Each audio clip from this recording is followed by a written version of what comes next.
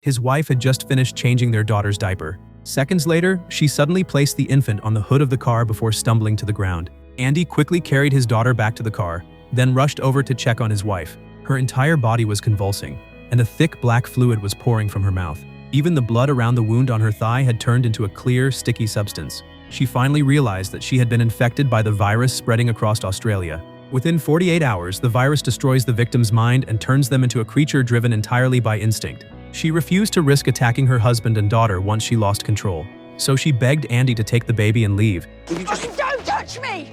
You don't fucking keep this from me! How long were you going to play along for one till I turned on you? On her? Well, you have to take her. Stop. Just stop.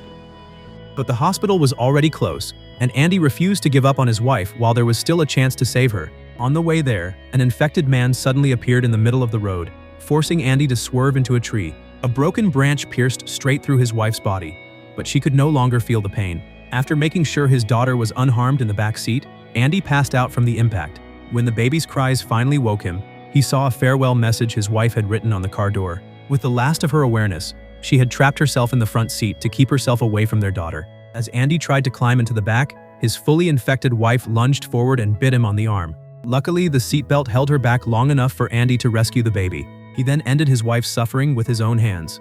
The wilderness fell silent again, but Andy knew the real nightmare had only just begun. His wife was dead, and now he had only 48 hours left. Once he lost control, his infant daughter would not survive even a single day on her own. After briefly breaking down, Andy put on his wife's timer and reset the countdown to 48 hours. From that moment on, staying alive was no longer about finding a cure for himself. It was about finding someone who would protect his daughter before he became a monster. Every decision he made from then on had to be about more than his own survival. Food, the safest route, and temporary shelter were no longer the most important things. What truly mattered was whether the person standing in front of him would still love and protect his daughter after he was gone. Andy carried his daughter toward the hospital and soon encountered the infected man who had caused the accident. He raised a wooden club in anger, but an Indigenous girl suddenly rushed out and stopped him. The girl's name was Thoomi, and the infected man was her father. She smeared her own blood onto a tree and used the scent to lead him away. To everyone else, he was a monster, but to Thoomi, he was still her father. Andy did not tell her to let him go, because he knew his daughter would soon face the same painful choice. When Andy reached the town marked on the map, he found it abandoned except for a teacher named Etta, who was still living at the medical clinic. She bandaged Andy's wound and helped conceal the fact that he had been infected. Etta knew there was no medicine or rescue coming, yet she continued watching over the empty school. As long as even one child might return, she refused to let the place become nothing more than another ruin. But just as Andy considered leaving his daughter with her, he discovered that Etta was terminally ill and did not have much time left herself. She was willing to care for others, but she could not offer an infant a secure future. The next morning, Etta gave Andy a photograph and told him to search for Thoomi's people. They knew the land better than anyone and might be his daughter's last hope. Andy continued along the highway, where most of the infected buried their heads in the cool ground during the day. As long as they were not disturbed by noise or the smell of blood, they would not immediately attack. Before long, a gunshot awakened the infected nearby. Following the sound, Andy found a pickup truck whose owner, Vic, was trapped beneath a gas pipe. Vic promised Andy food and shelter for himself and the baby in exchange for rescuing him. Andy knew promises meant very little at the end of the world, but his daughter could not remain exposed in the wilderness, so he took the risk and freed Vic. They drove away just before the infected surrounded them.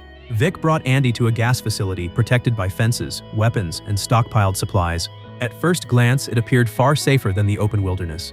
Vic even continued maintaining pipelines that no one was using anymore. He believed that once society recovered, controlling the gas supply would make him powerful. On the surface, his determination looked like faith that civilization would one day return. In reality, he only wanted to rebuild a world in which he held all the advantages. Lorraine, the woman living with Vic, cared for the baby and washed all the clothing stained with infected blood. For the first time, Andy began to believe he might have found a home for his daughter. But when he went out with Vic the following day, he discovered the true cost of this sanctuary. Vic locked living people inside cages and used their blood to attract the infected before shooting them all at once. The girl trapped inside one of those cages was Thoomi. Vic claimed Thoomi's people had been fighting him over resources, so he used them as tools to defend his territory. Andy did not confront him immediately, not because he agreed, but because he had less than a day left. If he recklessly angered Vic, his daughter would lose even this temporary shelter. His silence made him feel ashamed, but being a father did not always allow him to act like a hero. He first had to make sure his daughter would not pay for his impulsive choices. Lorraine soon discovered infected blood on the baby, forcing Andy to admit that he had been bitten. That night, he left his daughter with Lorraine and walked outside, preparing to end his own life. If he died before completely turning, his daughter would be safe from him. But Lorraine stopped him. I know what you're doing, and I know why. Please, just look after her for me. I will, but not here. Look, this is as safe as it gets. Not from me. What's your count? It's around 20. He's not my husband. When the outbreak began, Vic had locked Lorraine's real husband and the other workers inside the facility so he could take control of it. Lorraine had not stayed because she trusted Vic. She had simply never found a chance to escape. Andy finally understood that strong fences could keep the infected out, but they could not protect anyone from a man controlled by greed. He could not leave his daughter with Vic. As Andy and Lorraine discussed escaping, Vic mistakenly believed Andy was trying to take her away.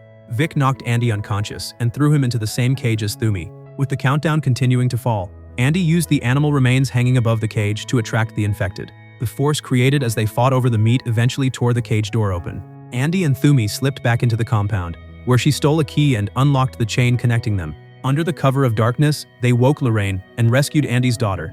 None of them had a real escape plan, but staying there was no longer an option. Just as they were about to drive away, Vic came after them with a gun. Lorraine stepped in front of the weapon to protect the baby and was struck by the bullet. As Vic rushed to hold the dying Lorraine, Andy and Thoomi finally had a chance to escape. The gas facility proved that the greatest danger to a sanctuary was not always the infected outside. It was Vic's belief that every person around him was something he could own. Andy and Thoomi took shelter inside a cave and finally had a moment to breathe. That night, Thoomi awoke to a strange scraping sound and found Andy on the ground, biting into the rocks. The virus had already begun taking control of his body. The next morning, Thoomi insisted on finding the tribal elder she believed could cure her father. But when she returned to the place where she had hidden him, she found only a freshly made grave. Her mother and the others had already found him and ended his suffering. Unable to accept what had happened, Thoomi picked up a rock and tried to hurt herself. Andy stopped her and finally learned that she had secretly been keeping her infected father alive. She truly believed the elder could turn him back into the man he once was. With that hope destroyed, she blamed herself for both her father's death and the accident that had destroyed Andy's family. Andy did not blame her, because they had both mistaken their refusal to let go for a chance to save the people they loved. Thoomi had used chains to keep her father with her, while Andy had stubbornly tried to take his wife to the hospital. Their choices looked different, but both came from an inability to accept that someone they loved was slipping away. But Andy was running out of time, so he continued without Thoomi and carried his daughter onward alone. Not long after they separated, the virus forced Andy to the ground, where he began digging wildly into the dirt. Thoomi heard the baby crying and rushed back, grabbing her before Andy could hurt her. She had just lost her own father, but she refused to let another child lose her chance to survive. They traveled down the river by boat in search of a family Andy had seen earlier, only to discover that the father had also been infected. Believing his wife and children could not survive without him, the man dug a grave and prepared to end all of their lives. He even offered Andy the remaining bullets, but Andy refused. Andy could not simply condemn the man as a coward. In a world where all order had disappeared, sparing his family from further suffering was also a painful decision. But Andy still could not accept that choice. After he walked away, 3 gunshots echoed behind him. He had hoped this family could take his daughter, but now even that final possibility was gone. Sitting beside the river with the gun in his hand, Andy seriously considered ending his daughter's life along with his own. Just then, Thoomi found a photograph of her mother inside Andy's bag. She finally let go of the fantasy that her father could be cured and decided to lead Andy to her people. I want to go home now. Really? You want my people? Yeah. Thoomi, if I don't make it to the hills... You don't have to. See? They're close.